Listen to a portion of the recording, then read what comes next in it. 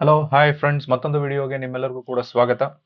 ಇಂದು ಯಾವ ಒಂದು ವಿಷಯದ ವಿಶ್ಲೇಷಣೆಯನ್ನು ನೋಡ್ತಾ ಇದ್ದೇವೆ ಅಂತ ಹೇಳಿದ್ರೆ, ವಿಭಕ್ತಿ ಪ್ರತ್ಯಯಗಳು ಮತ್ತು ಅವ್ಯಯಗಳು. ಈ ಎರಡು ಟಾಪಿಕ್ ನಲ್ಲಿ ನಾವು ಅತಿ ಮುಖ್ಯವಾಗಿ ನೋಡ್ತಾ ಇರತಕ್ಕಂತಹ ಟಾಪಿಕ್ ಯಾವುದು ಅಂತ ಹೇಳಿದ್ರೆ, ವಿಭಕ್ತಿ ಪ್ರತ್ಯಯಗಳು ಅಂತಕ್ಕಂತಹ ಒಂದು ಟಾಪಿಕ್ ಅನ್ನ ನಾವು ನೋಡ್ತಾ ಹೋಗ್ಬೋದು. ಇದು ಬರ್ತಾ ಇರ್ತಕ್ಕಂತಹ ಸಾಮಾನ್ಯ ಕನ್ನಡ ಅಥವಾ ಜನರಲ್ ಕನ್ನಡದಲ್ಲಿ FD ಆಗಲಿ SDA ಆಗಲಿ, ಅದಾದ್ಮೇಲೆ KAS ಮತ್ತೆ IAS ಅಲ್ಲಿ ಬರ್ತಕ್ಕಂಥ ಜನರಲ್ ಪೇಪರ್ ಕನ್ನಡದಲ್ಲಾಗಲೂ ಕೂಡ ಈ ಒಂದು ಟಾಪಿಕ್ ಅನ್ನ ಕವರ್ ಮಾಡ್ತಾರೆ. ಅದ್ರ ಜೊತೆಗೆ ಸೆಕೆಂಡ್ PUC ನಲ್ಲಿ ಬರ್ತಕ್ಕಂತಹ ಕನ್ನಡ, ಅದರಲ್ಲಿ ಗ್ರಾಮರ್ ಪಾರ್ಟ್ ಅಲ್ಲಿ ವಿಭಕ್ತಿ ಪ್ರತ್ಯಯನು ಕೂಡ ಒಂದು ಭಾಗ ಆಗಿದೆ. ಸೊ ಅವರು ಕೂಡ ಈ ಒಂದು ವಿಡಿಯೋವನ್ನ ನೋಡಿ ಅದರ ಮೂಲಕವಾಗಿ ಇದರ ಮೂಲಕವಾಗಿ ತಮಗೆ ಬೇಕಾಗಿರತಕ್ಕಂತಹ ಒಂದು ಉಪಯೋಗವನ್ನು ಅವರು ಪಡ್ಕೊಳ್ಳೋದಕ್ಕೆ ಸಾಧ್ಯತೆ ಇದೆ ಅಂತ ಹೇಳಿ ಹೇಳ್ಬಹುದು. ಸೊ ಲಾಸ್ಟ್ ಕ್ಲಾಸ್ ಅಲ್ಲಿ ನಾವು ಯಾವ ಒಂದು ವಿಷಯವನ್ನ ನೋಡಿದ್ವಿ ಅಂತ ಹೇಳಿದ್ರೆ, ತದ್ದಿತಾಂತಗಳನ್ನ ನಾವು ನೋಡಿದ್ವಿ. ಸೊ ತದ್ದಿತಾಂತಗಳಲ್ಲಿ ತದ್ದಿತಾಂತಾವ್ಯಯ, ತದ್ದಿತಾಂತ ನಾಮಪದ, ತದ್ದಿತಾಂತ ಭಾವನಾಮ ಅಂತ ಹೇಳಿ ಅದರ ವಿಧಗಳನ್ನ ನಾವು ನೋಡಿದ್ವಿ. ಸೊ ಇವತ್ತಿನ ತರಗತಿಯಲ್ಲಿ ಯಾವುದನ್ನ ನಾವು ನೋಡ್ತಾ ಇದ್ದೇವೆ ಅಂತ ಹೇಳಿದ್ರೆ, ವಿಭಕ್ತಿ ಪ್ರತ್ಯಯಗಳನ್ನ ನಾವು ನೋಡ್ತಾ ಇದ್ದೇವೆ. ಸೊ ಏನು ವಿಭಕ್ತಿ ಪ್ರತ್ಯಯ ಅಂತ ಹೇಳಿದ್ರೆ, ನಾಮಪದಗಳನ್ನು ಬೇರೆ ಬೇರೆ ಅರ್ಥದಲ್ಲಿ ಬಳಸಬೇಕಾದರೆ ನಾಮ ಪ್ರಕೃತಿಗಳಿಗೆ ಕೆಲವು ಪ್ರತ್ಯಯಗಳನ್ನ ಸೇರಿಸಲಾಗುತ್ತೆ. ಈ ಪ್ರತ್ಯಯಗಳಿಗೆ ವಿಭಕ್ತಿ ಪ್ರತ್ಯಯಗಳು ಅಂತ ಹೇಳಿ ಹೇಳ್ತಾರೆ. ಅಂದ್ರೆ ಇದು ನಾಮಪದ, ಇದರ ಮೂಲ ರೂಪ ನಾಮ ಪ್ರಕೃತಿ. ನಾಮ ಪ್ರಕೃತಿಗೆ ಅರ್ಥ ಇಲ್ಲ. ಅರ್ಥ ಬರ್ಬೇಕು ಅಂತ ಹೇಳಿದ್ರೆ ಏನನ್ನ ಸೇರಿಸ್ಬೇಕಾಗತ್ತೆ? ಪ್ರತ್ಯಯಗಳನ್ನ ಸೇರಿಸ್ಬೇಕಾಗತ್ತೆ. ಆ ಪ್ರತ್ಯಯಗಳನ್ನ ಸೇರಿಸುವಂತದ್ದನ್ನೇ ನಾವಿಲ್ಲಿ ಏನಂತ ಕರಿತಾ ಇದ್ದೀವಿ? ವಿಭಕ್ತಿ ಪ್ರತ್ಯಯಗಳು ಅಂತ ಹೇಳಿ ಕರಿತಾ ಇದ್ದೀವಿ. ಇನ್ನೊಂದ್ಸಲ ಹೇಳ್ತಾ ಇದ್ದೀನಿ, let us understand this sentence. ನಾಮಪದಗಳನ್ನು ಬೇರೆ ಬೇರೆ ಅರ್ಥದಲ್ಲಿ ಬಳಸಬೇಕಾದರೆ ನಾಮ ಪ್ರಕೃತಿಗಳಿಗೆ, ಅಂದ್ರೆ ನಾಮಪದದ ಮೂಲ ಪದವನ್ನ ನಾವು ನಾಮ ಪ್ರಕೃತಿ ಅಂತ ಹೇಳಿ ಕರಿತೀವಿ. ಆ ನಾಮ ಪ್ರಕೃತಿಗಳಿಗೆ ಕೊನೆಯಲ್ಲಿ ಕೆಲವೊಂದು ಪ್ರತ್ಯಯಗಳನ್ನ ಸೇರಿಸ್ತಾರೆ. ಆ ಪ್ರತ್ಯಯಗಳನ್ನ ಸೇರಿಸ್ತಕ್ಕಂಥದ್ದನ್ನೇ ಇಲ್ಲಿ ನಾವೇನಂತ ಕರಿತೀವಿ ಅಂತ ಹೇಳಿದ್ರೆ ವಿಭಕ್ತಿ ಪ್ರತ್ಯಯ ಅಂತ ಹೇಳಿ ಕರಿತೀವಿ. ಹಾಗಾದ್ರೆ ಪ್ರತ್ಯಯ ಅಂತ ಅಂದ್ರೆ ಏನು? ಸೊ ಪ್ರತ್ಯಯ ಇನ್ ದ ಸೆನ್ಸ್, ಯಾವುದಾದರೂ ಒಂದು ಪದಕ್ಕೆ ಕೊನೆಯಲ್ಲಿ ಸೇರಿಸ್ತಕ್ಕಂತಹ ಕೆಲವೊಂದೆರಡು ಅಕ್ಷರಗಳಿಗೆ ಪ್ರತ್ಯಯ ಅಂತ ಹೇಳಿ ಕರೀತಾರೆ. ಈ ಸೇರಿಸ್ಲಿಲ್ಲ ಅಂತ ಹೇಳಿದ್ರೆ ಅದಕ್ಕೆ ಅರ್ಥನೇ ಬರೋದಿಲ್ಲ. ಅರ್ಥ ಬರ್ಬೇಕು ಅಂತ ಹೇಳಿದ್ರೆ ಇದನ್ನ ಸೇರುವಿಕೆಯನ್ನ ತೋರಿಸ್ಬೇಕಾಗತ್ತೆ. ಇನ್ನೊಂದು ಅರ್ಥದಲ್ಲಿ ನಾವು ನೋಡ್ತೀವಿ ಅಂತ ಹೇಳೋದಾದ್ರೆ, ಇನ್ನೊಂದು ಅರ್ಥದಲ್ಲಿ ಹೇಳ್ತೀವಿ ಅಂತ ಹೇಳಿದ್ರೆ ಏನಂತ ಹೇಳ್ಬೋದು ಅಂತ ಹೇಳಿದ್ರೆ, ಕಾರಕಾರ್ಥವನ್ನು ವಿಭಜಿಸಿ ಹೇಳತಕ್ಕಂತಹ ಪ್ರತ್ಯಯಗಳನ್ನೂ ಕೂಡ ಇಲ್ಲಿ ವಿಭಕ್ತಿ ಪ್ರತ್ಯಯಗಳು ಅಂತ ಹೇಳಿ ಕರಿತೀವಿ. ಕಾರಕಗಳು ಅಂತ ಹೇಳಿದ್ರೆ ಮುಂದೆ ನೋಡ್ತೀವಿ. ಸೊ ಕಾರಕಾರ್ಥಗಳನ್ನು ವಿಭಜಿಸಿ ಅಂದ್ರೆ ಅವನ್ನ ವಿಭಾಗ ಮಾಡಿ ಹೇಳ್ತಕ್ಕಂತಹ ಪ್ರತ್ಯಯಗಳನ್ನು ಕೂಡ ನಾವು ವಿಭಕ್ತಿ ಪ್ರತ್ಯಯಗಳು ಅಂತ ಹೇಳಿ ಕರಿತೀವಿ. ಸೊ ಇಲ್ಲಿ ವಿಭಕ್ತಿ ಪ್ರತ್ಯಯದಲ್ಲಿ ನಾವು ನೋಡ್ಬೇಕಾಗಿರ್ತಕ್ಕಂಥದ್ದು ಅತಿ ಮುಖ್ಯವಾಗಿರ್ತಕ್ಕಂಥ ಅಂಶಗಳು ಏನನ್ನ ನಾವು ನೋಡ್ತೀವಿ ವಿಭಕ್ತಿ ಪ್ರತ್ಯಯದ ಒಳಗಡೆ ಅಂತ ಹೇಳಿದ್ರೆ, ಇವಕ್ಕೆ ಸ್ವಂತವಾಗಿರ್ತಕ್ಕಂಥ ಅರ್ಥ ಇಲ್ಲ. ಸ್ವಂತ ಅರ್ಥ ಇಲ್ಲ. ಅಕಸ್ಮಾತ್ ನಾಮ ಪ್ರಕೃತಿಗಳಿಗೆ, ಇನ್ ಕೇಸ್ ನಾಮ ಪ್ರಕೃತಿಗಳಿಗೆ ಸ್ವಂತವಾಗಿರ್ತಕ್ಕಂಥ ಅರ್ಥ ಇದೆ ಅಂತ ಅನ್ಕೊಂಡ್ರು ಕೂಡ ವಾಕ್ಯದ ಅರ್ಥ ಅವಕ್ಕೇನೋ, ಈಗ ನಾಮ ಪ್ರಕೃತಿಗೆ ಎಲ್ಲೋ ಒಂದ್ ಕಡೆ ಅರ್ಥ ಅನ್ನೋದು ಸಿಕ್ಕಿದೆ ಅಂತ ಹೇಳಿದಾಗ ಅದ್ರ ಪೂರ್ತಿ ಸೆಂಟೆನ್ಸ್ ಇದೆಯಲ್ಲ, ಸೆಂಟೆನ್ಸ್ ಪೂರ್ತಿಯಾಗಿ ಅರ್ಥ ಬರ್ಬೇಕು ಅಂತ ಹೇಳಿದ್ರೆ ಇವು ಪ್ರತ್ಯಯಗಳನ್ನು ನಾಮ ಪ್ರಕೃತಿಗೆ ಸೇರಿಸ್ಬೇಕಾಗತ್ತೆ. ಅರ್ಥ ಇದ್ರೂ ಕೂಡ ಕೆಲವು ಸಲ ಸೆಂಟೆನ್ಸ್ ನಲ್ಲಿ ಅರ್ಥ ಸರಿಯಾಗಿ ಬರ್ತಾ ಇರೋದಿಲ್ಲ. ಸರಿಯಾಗಿ ಬರ್ಬೇಕು ಅಂತ ಹೇಳಿದ್ರೆ ಪ್ರತ್ಯಯಗಳನ್ನ ಅಲ್ಲಿ ಸೇರಿಸ್ಬೇಕಾಗತ್ತೆ. ಇದರೊಂದಿಗೆ ನಾವು ವಿಭಕ್ತಿ ಪ್ರತ್ಯಯದಲ್ಲಿ 7 ಪ್ರತ್ಯಯಗಳನ್ನ ಅಥವಾ ವಿಭಕ್ತಿ ಪ್ರತ್ಯಯಗಳನ್ನ ನಾವು ನೋಡ್ತಾ ಹೋಗ್ತಿದ್ದೇವೆ.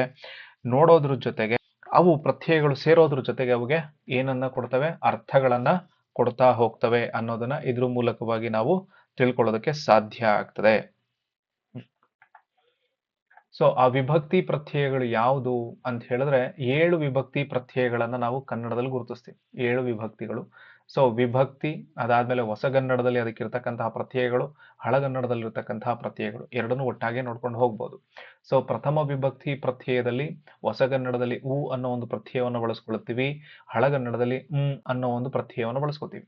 ದ್ವಿತೀಯ ವಿಭಕ್ತಿ ಪ್ರತ್ಯಯದಲ್ಲಿ ಅನ್ನು ಬರುತ್ತೆ, ಹಳಗನ್ನಡದಲ್ಲಿ ಅನ್ ಆನ್ ಅನ್ನೋ ವಿಭಕ್ತಿ ಪ್ರತ್ಯಯಗಳನ್ನ ಅಥವಾ ಪ್ರತ್ಯಯಗಳನ್ನ ನೋಡ್ತೀವಿ.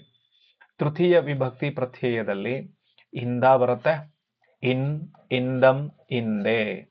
ಚತುರ್ಥಿ ವಿಭಕ್ತಿ ಪ್ರತ್ಯಯದಲ್ಲಿ ಗೆ, ಇಗೆ, ಕೆ, ಗೆ, ಕೆ, ಖೆ. ಪಂಚಮಿ ವಿಭಕ್ತಿಯಲ್ಲಿ ಆ ಬರುತ್ತೆ, ಅಲ್ಲೂ ಕೂಡ ಆ ಬರುತ್ತೆ.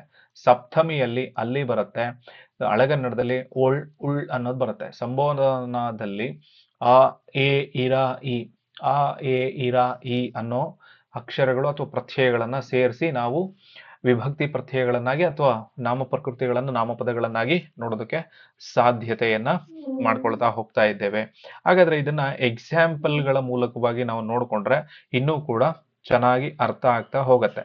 ಇಲ್ಲಿ ಯಾವುದು ಈ ಹಳಗನ್ನಡದಲ್ಲಿ ಏನಿದೆಯಲ್ಲ ಅಥವಾ ಹೊಸಗನ್ನಡದಲ್ಲಿ ಏನಿದೆಯಲ್ಲ, ಇದಕ್ಕೆ ಒಂದೊಂದೇ ಅಕ್ಷರಗಳನ್ನ ಅಥವಾ ಒಂದೊಂದೇ ಅರ್ಥಗಳನ್ನ ಮಾಡ್ಕೊಳ್ತಾ ಅಂದ್ರೆ ಪದಗಳನ್ನ ಸೇರಿಸ್ಕೊಂಡು ಮಾಡ್ತಾ ಹೋಗ್ತಾ ಇದ್ರೆ ನಮ್ಗೆ ಇನ್ನೂ ಕೂಡ ಚೆನ್ನಾಗಿ ಅರ್ಥ ಆಗ್ತಾ ಹೋಗುತ್ತೆ. ಹಾಗಾದ್ರೆ ಏನು ಇಲ್ಲಿ ಅಂತ ಹೇಳಿದ್ರೆ, ಇಲ್ಲಿ ಹಳಗನ್ನಡ ಅಥವಾ ಹೊಸಗನ್ನಡ ಪ್ರತ್ಯಯ ಇದೆ. ಯಾವುದು ಹೊಸಗನ್ನಡ ಪ್ರತ್ಯಯದಲ್ಲಿ ಪ್ರಥಮಕ್ಕೆ ಊ ಅಂತ ಹೇಳಿದಾಗ ಇಲ್ಲಿ ನಾವೇನ್ ಬರೆಸ್ಬೋದು ಅಥವಾ ಏನ್ ಹೇಳ್ಬೋದು ಅಂತ ಹೇಳಿದ್ರೆ, ಅರಸನು. ಇದು ಕೊನೆಯದಾಗಿ ಬಂತಲ್ಲ, ಇಲ್ಲಿ ಪ್ರತ್ಯಯ ಸೇರಿಸ್ಬೇಕು, ಅವಾಗ ಅರ್ಥ ಆಗತ್ತೆ. ಇಲ್ಲಿ ಅರಸಂ ಅಂತ ಆಗತ್ತೆ. ಇದು ಉದಾಹರಣೆ. ದ್ವಿತೀಯ ವಿಭಕ್ತಿಗೆ ಏನಾಗತ್ತೆ, ಅರಸನನ್ನು. ಇಲ್ಲಿ ಅರಸನಂ ಆಗುತ್ತೆ. ತೃತೀಯ ವಿಭಕ್ತಿಯಲ್ಲಿ ಅರಸನಿಂದ, ಇಲ್ಲಿ ಅರಸನಿಂದಂ ಅಥವಾ ಅರಸನಿಂ ಈ ತರ ಆಗತ್ತೆ. ಚತುರ್ಥಿಯಲ್ಲಿ ಏನಾಗತ್ತೆ, ಅರಸನಿಗೆ, ಅರಸನಿಗೆ, ಅರಸನಿಗೆ, ಅಲ್ಲಿ ಅರಸಂಗೆ, ಅರಸಂಗೆ. ಓಕೆ, ಪಂಚಮಿಗೆ ಏನಾಗತ್ತೆ ಅಂತ ಹೇಳಿದ್ರೆ ದೆಸೆಯಿಂದ ಅಂತ ಬರುತ್ತೆ. ಅಲ್ಲಿ ದೆಸೆಯಿಂದಂ, ಅತ್ತಣಿಂ, ಅತ್ತಣಿಂದಂ ಈ ತರ ಬರುತ್ತೆ. ಸೊ ಇಲ್ಲಿ ಪಂಚಮಿಗೆ ಏನಾಗ್ಬೇಕು ಅಂತ ಹೇಳಿದ್ರೆ ದೆಸೆಯಿಂದ ಆಗಬೇಕು. ದೆಸೆಯಿಂದ ಬಂದಾಗ ಅರಸನ ದೆಸೆಯಿಂದ ಅಥವಾ ಅವನ ದೆಸೆಯಿಂದ ಅಥವಾ ದೆಸೆಯಿಂದ ಬಳಸ್ಕೊಳ್ತೀವಿ.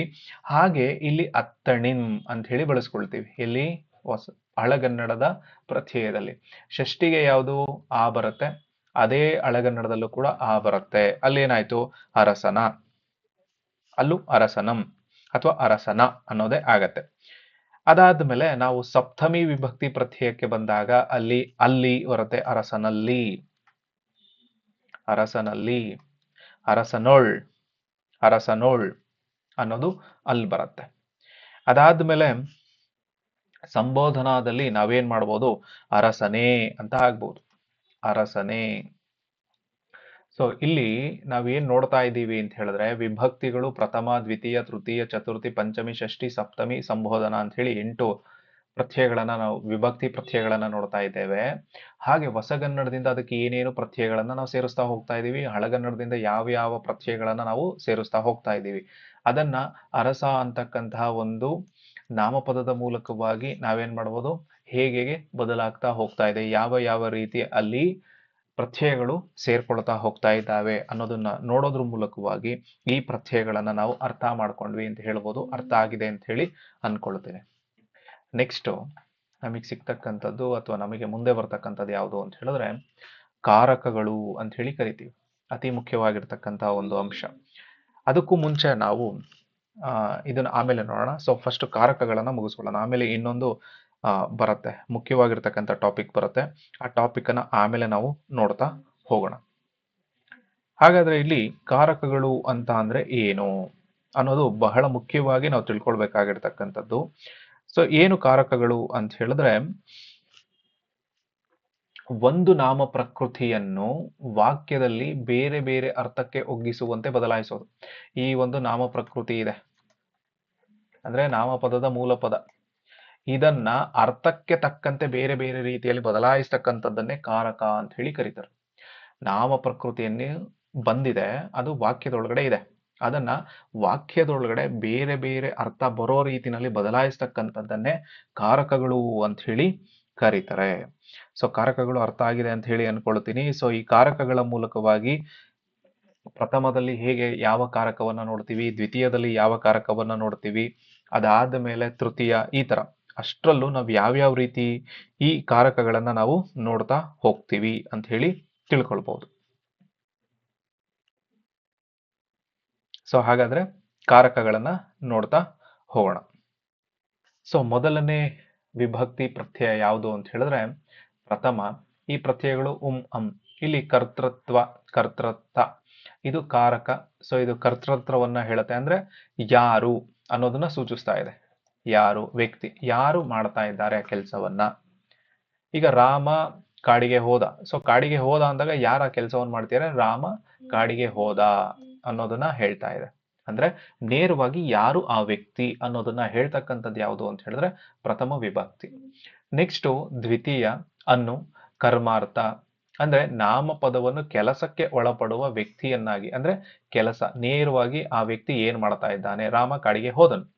ಎಲ್ಲಿಗೆ ಹೋದ? ಏನ್ ಕೆಲಸ ಮಾಡೋದಕ್ಕೋ? ಎಲ್ಲಿಗೆ ಹೋಗ್ತೇನೆ? ಕಾಡಿಗೆ ಹೋಗ್ತಾ ಇದ್ದಾನೆ. ಅದನ್ನು ಕೆಲಸವನ್ನಾಗಿ ತೋರಿಸ್ತಾ ಇದೆ. ಅದನ್ನೇ ಕರ್ಮಾರ್ಥ ಅಂತ ಹೇಳಿ ಕರೀತಾರೆ. ಮೊದಲನೇದು ವ್ಯಕ್ತಿ ಯಾರು ಅಂತ ಸೂಚಿಸ್ತಾ ಇದೆ, ಕರ್ತೃತ್ವ. ಎರಡನೇದು ಕರ್ಮಾರ್ಥ, ಏನು ಮಾಡ್ತಿದ್ದಾನ ಅವನ್ ಕೆಲಸ ಅಂತ ಹೇಳಿ. ಮೂರನೇದು ಯಾವುದು ಅಂತ ಹೇಳಿದ್ರೆ ತೃತೀಯ ಇಂದ ಬರುತ್ತೆ, ಕರ್ಣಾರ್ಥ ಅಂತ ಹೇಳಿ ಕರಿತೀವಿ. ಇಂಗ್ಲಿಷಲ್ಲಿ ಟೂಲ್ ಅಂತ ಹೇಳಿ ಕರಿತೀವಿ, ಅಂದ್ರೆ ಸಾಧನಗಳು. ಅಂದ್ರೆ ಒಬ್ಬ ವ್ಯಕ್ತಿ ರಾಮ ಕಾಡಿಗೆ ಹೋಗ್ತಾನೆ. ಸೊ ರಾಮ ಕಾಡಿಗೆ ಹೋಗ್ಬೇಕಾದಾಗ ಅವನ ಜೊತೆ ಕೆಲಸ ಟೂಲ್ಗಳು ಏನಿದ್ವು, ಅಥವಾ ಏನಕ್ಕೆ ಅವನು ಹೋಗ್ತಿದ್ದಾನೆ, ನಾಮಪದದ ಕೆಲಸವನ್ನು ಮಾಡಲು ಬಳಸುವ ಸಾಧನ. ಆ ವ್ಯಕ್ತಿ ಏನ್ ಕೆಲಸ ಮಾಡ್ತಾನೆ, ಅಂದ್ರೆ ಅಲ್ಲಿ ಏನಕ್ಕೆ ಹೋಗ್ತೀಯನೆ ಅಥವಾ ಯಾಕೆ ಹೋಗ್ತೀಯನೆ ಅನ್ನೋ ಒಂದು ವಿಧಾನದಲ್ಲಿ ಹೇಳ್ತಕ್ಕಂಥದ್ದು ಕರ್ಣಾರ್ಥ.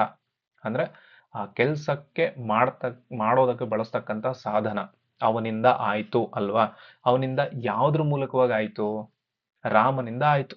ಅಥವಾ ರಾಮ ಕಾಡಿಗೆ ಹೋದ. ಯಾತಕ್ಕೆ ಹೋದ? ಅಥವಾ ಯಾತಕ್ಕೋಸ್ಕರ ಹೋಗ್ತೇನೆ, ಅದಕ್ಕೆ ಏನಕ್ಕೋಸ್ಕರ ಹೋಗ್ಬೇಕಾಯ್ತು ಅವನು? ಈ ರೀತಿ ಪದಗಳನ್ನ ಅಥವಾ ಸಾಧನಗಳನ್ನ ಬಳಸ್ಕೊಳತ್ತದು.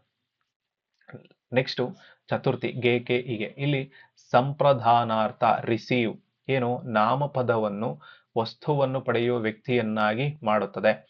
ಅಂದ್ರೆ ರಿಸೀವ್ ಮಾಡ್ಕೊಳ್ಬೇಕು. ಅವನಿಗೆ, ಇವನಿಗೆ, ಆ ಏತಕ್ಕೆ ಅಂತ ಹೇಳಿದ್ರೆ ಆ ವ್ಯಕ್ತಿಯ ಮೂಲಕವಾಗಿ ಏನಾಗ್ತಾ ಇದೆ ಅನ್ನೋದನ್ನ ರಿಸೀವ್ ಮಾಡ್ಕೊಳ್ತಾ ಇರ್ತಕ್ಕಂಥದ್ದು, ಅಂದ್ರೆ ಸ್ವೀಕಾರ ಮಾಡ್ಕೊಳ್ತಾ ಇರ್ತಕ್ಕಂಥವ್ನು ಅನ್ನೋದನ್ನ ನಾವು ಚತುರ್ಥಿಯಲ್ಲಿ ನೋಡುತ್ತೇವೆ. ಪಂಚಮಿಯಲ್ಲಿ ಅಪಾದನಾರ್ಥ, ಅಗಲುವಿಕೆ ಅಥವಾ ಬಿಡುವುದು. ನಾಮಪದವನ್ನು ಮತ್ತೊಂದು ನಾಮಪದದಿಂದ ಬೇರ್ಪಡುವಂತೆ ಮಾಡುತ್ತದೆ. ಅಂದ್ರೆ ಒಬ್ಬ ಇವರಿಬ್ಬರನ್ನ ವಿಭಾಗಿಸುವಂಥದ್ದು. ಅವನ ದೆಸೆಯಿಂದ ಈ ತರ ಆಗೋಯ್ತು. ರಾಮನ ದೆಸೆಯಿಂದ ಲಕ್ಷ್ಮಣನಿಗೆ ಪಟ್ಟ ತಪ್ಪಿ ಹೋಯ್ತು, ಅಂದ್ರೆ ಎಕ್ಸಾಂಪಲ್ ಈ ತರ ತಗೋಬಹುದು. ಅಥವಾ ರಾಮನಿಂದ ರಾವಣ ದೂರ ಆದ, ಅಥವಾ ಏನಾದ್ರೂ ಒಂದು ಪದ ಇರುತ್ತಲ್ವಾ, ಅವೆರಡನ್ನ ವಿಭಾಗ ಮಾಡ್ತಾ ಇದೆ. ಅಂದ್ರೆ ನಾಮಪದದಿಂದ ನಾಮಪದವನ್ನ ವಿಭಾಗ ಮಾಡುವಂಥದ್ದು ದೆಸೆಯಿಂದ ಪಂಚಮಿಯಲ್ಲಿ ನಾವು ನೋಡ್ತೀವಿ. ನೆಕ್ಸ್ಟ್ ಷಷ್ಠಿ, ಇಲ್ಲಿ ಆ ಅನ್ನೋದು ಬರುತ್ತೆ. ಇಲ್ಲಿ ಸಂಬಂಧ, ಏನು ನಾಮಪದವನ್ನು ಮತ್ತೊಂದು ನಾಮಪದದಿಂದ ಸಂಬಂಧ ಕಲ್ಪಿಸುತ್ತದೆ. ರಾಮ ಲಕ್ಷ್ಮಣ ಅಣ್ಣ ತಮ್ಮಂದ್ರು, ರಾಮನ ತಮ್ಮ ಲಕ್ಷ್ಮಣ, ರಾಮನ ಹೆಂಡತಿ ಸೀತಾ. ಈ ತರ ಹೆಂಡತಿ ಅಂದ್ರೆ ಇಬ್ರಿಗೂ ಕೂಡ ಒಂದು ಕನೆಕ್ಷನ್ ಅನ್ನ ಕೊಡ್ತಾ ಇದೆ. ಆ ಕೊಡ್ತಕ್ಕಂಥದ್ದು ಯಾವುದು ಅಂತ ಹೇಳಿದ್ರೆ ಷಷ್ಠಿ.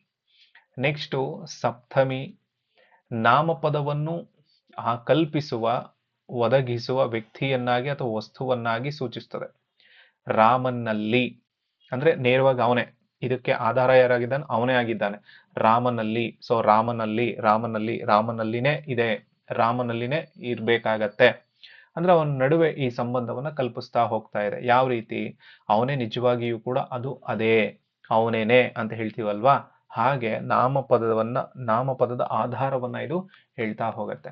ಸೊ ಮೊದಲನೇದು ವ್ಯಕ್ತಿ ಯಾರು ಅಂತ ಹೇಳ್ತು, ಏನ್ ಕೆಲಸ ಮಾಡ್ದ ಅಂತ ಹೇಳ್ದು, ಆ ಕೆಲಸ ಮಾಡೋದಕ್ಕೆ ಏನ್ ಸಾಧನ ಪಡ್ಕೊಂಡ ಅಂತ ಹೇಳ್ದ, ಆ ಸಾಧನ ಪಡ್ಕೊಂಡ ಮೇಲೆ ಅಂದ್ರೆ ಅಲ್ಲಿಂದ ಏನ್ ಆಗ್ತಾ ಇದೆ ಅನ್ನೋದನ್ನ ಯಾರು ಪಡ್ಕೊಂಡ್ರು ಅಂತ ಹೇಳಿದ್ರೆ ಆ ವ್ಯಕ್ತಿ ಪಡ್ಕೊಳ್ತಾನೆ. ಅದಾದ್ಮೇಲೆ ಈ ಪಂಚಮಿ ಏನ್ ಮಾಡತ್ತೆ? ಒಂದು ನಾಮಪದದಿಂದ ಇನ್ನೊಂದು ನಾಮಪದದಿಂದ ವಿಭಾಗಿಸತ್ತೆ. ಷಷ್ಠಿ ಏನ್ ಮಾಡತ್ತೆ? ಅವರಿಬ್ಬರ ನಡುವೆ ಏನ್ ಸಂಬಂಧ ಇತ್ತು ಅಂತ ಹೇಳತ್ತೆ.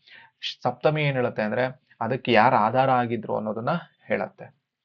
ಸೊ ಇದು ಕಾರಕಾರ್ಥಗಳು ಅಂತ ಹೇಳಿ ನಾವು ನೋಡ್ತೀವಿ. ಸೊ ಅದಾದ್ಮೇಲೆ ನಮ್ಗೆ ಇನ್ನೊಂದು ಟಾಪಿಕ್ ಬರುತ್ತೆ. ಅದ್ಯಾವ ಟಾಪಿಕ್ ಅಂತ ಹೇಳಿದ್ರೆ ವಿಭಕ್ತಿ ಪಲ್ಲಟ ಅಂತ ಹೇಳಿ ಒಂದು ಟಾಪಿಕ್ ಬರುತ್ತೆ. ಇದು ಇದರಲ್ಲಿ ಮೆನ್ಷನ್ ಆಗಿಲ್ಲ. ಸೊ ವಿಭಕ್ತಿ ಪಲ್ಲಟವನ್ನು ಕೂಡ ಇಲ್ಲೇ ನಾವು ನೋಡ್ಕೊಂಡು ಬರೋಣ. ಏನು ವಿಭಕ್ತಿ ಪಲ್ಲಟ ಅಂತ ಹೇಳಿದ್ರೆ, ನಾವು ಮಾತಾಡುವಾಗ ನಾಮ ಪ್ರಕೃತಿಗಳಿಗೆ ಯಾವ ಪ್ರತ್ಯಯಗಳನ್ನ ಬಳಸಬೇಕು ಅಥವಾ ಯಾವ ವಿಭಕ್ತಿ ಪ್ರತ್ಯಯನ ಬಳಸಬೇಕೋ ಅದನ್ನು ಬಳಸದೆ ಬೇರೆ ವಿಭಕ್ತಿ ಪ್ರತ್ಯಯಗಳನ್ನ ಬಳಸಿ ಮಾತಾಡ್ತೀವಿ. ಹೀಗೆ ಅರ್ಥ ವ್ಯತ್ಯಾಸವಾಗದಂತೆ ಅಲ್ಲಿ ಪ್ರತ್ಯಯಗಳ ಬದಲಾವಣೆ ಆಯಿತು ಅಂತ ಹೇಳಿದ್ರೆ ಅದನ್ನೇ ವಿಭಕ್ತಿ ಪಲ್ಲಟ ಅಂತ ಹೇಳಿ ಕರಿತೀವಿ. ಅಂದ್ರೆ ಇಲ್ಲಿ ಹೇಳ್ತಾ ಇರೋದಿಷ್ಟೇ, ಒಂದರ ಬದಲಾಗಿ ಇನ್ನೊಂದನ್ನ ಬಳಸ್ತೀವಿ, ಅದರ ಮೂಲಕವಾಗಿ ಏನು ಅರ್ಥ ಕೆಡೋದಿಲ್ಲ. ಇದನ್ನೇ ವಿಭಕ್ತಿ ಪಲ್ಲಟ ಅಂತ ಹೇಳಿ ಕರಿತೀವಿ. ಇಲ್ಲಿ ಇಂದ ತೃತೀಯ ವಿಭಕ್ತಿ ಬಳಸಬೇಕಾದಾಗ ಅನ್ನು ಬಳಸ್ತೀವಿ ಅಂತ ಅನ್ಕೊಳ್ಳಿ. ಸೊ ಇಲ್ಲಿ ಪಲ್ಲಟ ಆಯ್ತು. ಸೊ ಪಲ್ಲಟ ಆಗೋದ್ರ ಮೂಲಕವಾಗಿ ಅರ್ಥ ಕೆಡ್ತಾ ಇಲ್ಲ. ಅರ್ಥ ಕೆಡದಲೇ ಇರೋದು ಹಾಗೆ ಇತ್ತು ಅಂತ ಹೇಳಿದ್ರೆ ಅದನ್ನ ವಿಭಕ್ತಿ ಪಲ್ಲಟ. ಅಂದ್ರೆ ಅಲ್ಲಿ ಆ ವಿಭಕ್ತಿ ಹೋಗಿ, ಅಂದ್ರೆ ಎರಡನೇ ವಿಭಕ್ತಿ ಬರುವ ಸಂದರ್ಭದಲ್ಲಿ ಮೂರನೇ ವಿಭಕ್ತಿ ಬಂದಿದೆ, ಅಥವಾ ಮೂರನೇ ವಿಭಕ್ತಿ ಬರೋ ಹತ್ರದಲ್ಲಿ ಎರಡನೇ ವಿಭಕ್ತಿ ಬಂದಿದೆ. ಸೊ ಇದರಿಂದ ಅರ್ಥ ವ್ಯತ್ಯಾಸ ಆಗಿಲ್ಲ, ಆದ್ರೆ ವಿಭಕ್ತಿಗಳು ಅಥವಾ ಅಲ್ಲಿ ಪ್ರತ್ಯಯಗಳು ಪಲ್ಲಟವನ್ನ ಆಗಿದೆ, ಅಂದ್ರೆ ಅದಲು ಬದಲಾಗಿದೆ. ಇದನ್ನೇ ಏನಂತ ಹೇಳ್ತಾರೆ, ವಿಭಕ್ತಿ ಪಲ್ಲಟ ಅಂತ ಹೇಳಿ ಕರೀತಾರೆ. ಇದಕ್ಕೊಂದು ಎಕ್ಸಾಂಪಲ್ ಅನ್ನ ತೆಗೆದುಕೊಳ್ಳೋಣ. ಉದಾಹರಣೆಗೆ ಏನಪ್ಪಾ, ಈಗ ಒಂದು ಎಕ್ಸಾಂಪಲ್ ಏನು, ಒಬ್ಬ ವ್ಯಕ್ತಿ ಊರನ್ನು ಸೇರಿದನು. ಇದು ಯಾವ್ದು ಹೇಳ್ತಾ ಇದೆ, ದ್ವಿತೀಯ ಹೇಳ್ತಾ ಇದೆ, ಅನ್ನು ಇದೆಯಲ್ಲ ಇಲ್ಲಿ. ಇಲ್ಲಿ ಅದನ್ನೇ ನಾವೇನ್ ಮಾಡ್ಬಿಡ್ಬೋದು, ಚತುರ್ಥಿಗೆ ತಗೊಂಡ್ಬಿಡ್ಬೋದಲ್ಲ, ಊರಿಗೆ ಸೇರಿದನು. ಇಲ್ಲಿ ಗೆ, ಇಲ್ಲಿ ಅನ್ನು, ಇವೆರಡಲ್ಲಿ ಏನಾಯ್ತು, ಊರಿಗೆ ಬಂತು. ಗೆ ಏನ್ ವ್ಯತ್ಯಾಸ ಆಯ್ತು, ಅರ್ಥ ಸೇಮೇ ಅಲ್ವಾ. ಅವ್ನು ಊರ್ಗ್ ಹೋದ, ಇವನು ಊರ್ಗ್ ಹೋದ. ಅರ್ಥ ಆಗಿದೆ ಅಂತ ಹೇಳಿ ಅನ್ಕೊಳ್ತೀನಿ. ಹಂಗೆ ಇನ್ನೊಂದು ಬೇಕಾದ್ರೆ ನೋಡ್ಬೋದು, ಏನು, ಕೌರವನ ದೆಸೆಯಿಂದ, ಕೌರವನ ದೆಸೆಯಿಂದ ಕೇಡಾಯ್ತು. ಯಾರಿಗೆ, ಪಾಂಡವರಿಗೆ, ಅಥವಾ ಇಲ್ಲ ಇಡೀ ಮಹಾಭಾರತಕ್ಕೆ. ಹಾಗೆ ಇನ್ನೊಂದು ನಾವೇನ್ ಬಳಸ್ಬೋದು, ಕೌರವನಿಂದ. ಇಲ್ಲಿ ದೆಸೆ ಇದೆಯಲ್ಲ, ಇದನ್ನು ಹೋಗ್ಬಿಟ್ಟು ನೇರವಾಗಿ ಕೌರವನಿಂದ ಅಂತ ನಾವು ಸೇರಿಸ್ಕೊಂಡ್ಬಿಟ್ಟಾಗ ಅಲ್ಲಿ ಪಂಚಮಿ ಹೋಗ್ಬಿಟ್ಟು ತೃತೀಯ ಆಗತ್ತಲ್ವಾ, ಅಷ್ಟೇ. ಸೊ ಈ ವ್ಯತ್ಯಾಸಗಳನ್ನೇ ನಾವೇನಂತ ಕರಿತೀವಿ, ವಿಭಕ್ತಿ ಪಲ್ಲಟಗಳು ಅಂತ ಹೇಳಿ ಕರಿತೀವಿ. ಸೊ ಈ ವಿಭಕ್ತಿ ಪಲ್ಲಟಗಳು ಏನಕ್ಕಾಗ್ತವೆ, ಅರ್ಥ ವ್ಯತ್ಯಾಸ ಆಗದೆ ಇದ್ದಾಗ ಆ ಪ್ರತ್ಯಯಗಳ ಬದಲಾಗಿ ಈ ಪ್ರತ್ಯಯಗಳನ್ನ ಬಳಸ್ಕೊಳ್ಳೋದ್ರ ಮೂಲಕವಾಗಿ ಅರ್ಥ ವ್ಯತ್ಯಾಸಗಳು ಉಂಟಾಗದೆ ಇರೋ ರೀತಿಯಲ್ಲಿ ನೋಡ್ಕೊಳ್ತಾ ಹೋಗ್ತವೆ. ಅದಕ್ಕೆ ಹೇಳೋದು. ಸೊ ಅಲ್ಲಿ ಅರಸನಿಂದ ಅರಸನನ್ನು ಅಂದ್ರೆ ಇಲ್ಲಿ ವಿಭಕ್ತಿ ಪಲ್ಲಟ. ತೃತೀಯ ಇರೋ ಕಡೆ ಏನಾಯ್ತು, ದ್ವಿತೀಯ ಬಂತು, ಅಥವಾ ದ್ವಿತೀಯ ಇರೋ ಕಡೆ ಪ್ರಥಮ ಬಂತು. ಈ ರೀತಿ ವಿಭಕ್ತಿ ಪ್ರತ್ಯಯಗಳು ಅಥವಾ ಪ್ರತ್ಯಯಗಳು ಅರ್ಥ ವ್ಯತ್ಯಾಸ ಆಗದೇ ಇರತಕ್ಕಂತಹ ಸಂದರ್ಭದಲ್ಲಿ ಏರುಪೇರು ಅಥವಾ ಬದಲಾವಣೆಗೆ ಒಳಪಡತಕ್ಕಂಥದ್ದನ್ನ ಇಲ್ಲಿ ವಿಭಕ್ತಿ ಪಲ್ಲಟ ಅಂತ ಹೇಳಿ ಕರಿತೀವಿ. ಇವತ್ತಿನ ಈ ವಿಭಕ್ತಿ ಪ್ರತ್ಯಯದ ತರಗತಿ ಅರ್ಥ ಆಗಿದೆ ಅಂತ ಹೇಳಿ ಅನ್ಕೊಳ್ತೀನಿ. ಅರ್ಥ ಆಗಿದ್ರೆ ಎಲ್ಲರೂ ಶೇರ್ ಅಂಡ್ ಸಬ್ಸ್ಕ್ರೈಬ್ ಮಾಡಿ, ನಿಮ್ಮ ಸ್ನೇಹಿತರಿಗೂ ಕೂಡ ಹಂಚಿಕೊಳ್ಳೋದ್ರ ಮೂಲಕವಾಗಿ ನಮಗೂ ಕೂಡ ಪ್ರೋತ್ಸಾಹವನ್ನ ಮಾಡಿ ಅಂತ ಹೇಳಿ ಈ ತರಗತಿಯನ್ನ ಇಲ್ಲಿಗೆ ಮುಗಿಸ್ತಾ ಇದ್ದೇನೆ. Thank you.